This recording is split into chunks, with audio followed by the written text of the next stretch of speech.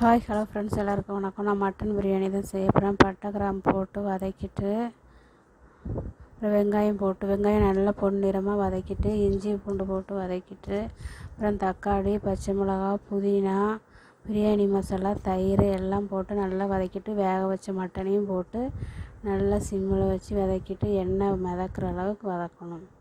அப்படின்னா தான் அந்த மசாலா எல்லாம் மட்டனில் இறங்கும். வதக்கிட்டு அப்புறம் அரிசி போட்டுற வேண்டியதான். சீரக சம்பா அரிசி தான் போட்டிருக்கிறேன். 1 டம்ளர் அரிசிக்கு 1.25 டம்ளர் தண்ணி. தம் பிரியாணிக்கு இந்த அளவுக்கு வைக்கணும். நான் தம் பிரியாணி தான் செய்ய போகிறேன். 1 டம்ளர் அரிசிக்கு 1.25 டம்ளர் தண்ணி வச்சு இந்த ஸ்டேஜில் தான் தம் வைக்கணும். தோசைக்கல்லை வச்சு மூடி, சின்ன உரல் இருக்கும்ல, அதை தூக்கி மேலே வச்சிட வேண்டியதான். 18 நிமிஷம் நான் வச்சேன், கரெக்டாக இருக்கும். அப்புறம் 18 நிமிஷம் முடிஞ்ச உடனே மூடியெல்லாம் எடுத்துட்டு, மேலே இருக்க சோறுலாம் வேகாத மாதிரி இருக்கும், அதை அப்படியே பிரட்டி போடணும். தோசையை பிரட்டி போட்ட மாதிரி பிரட்டி போட்டு மறுபடியும் ஒரு 2 நிமிஷம் 3 நிமிஷம் மூடி வைக்கணும், வெயிட் வச்சு. அதுக்கப்புறம் தான் எடுக்கணும். இல்லைன்னா மேலே உள்ள சோறுலாம் வேகாத மாதிரி இருக்கும். அதுக்கு பேர் தம் எடுக்கிறது.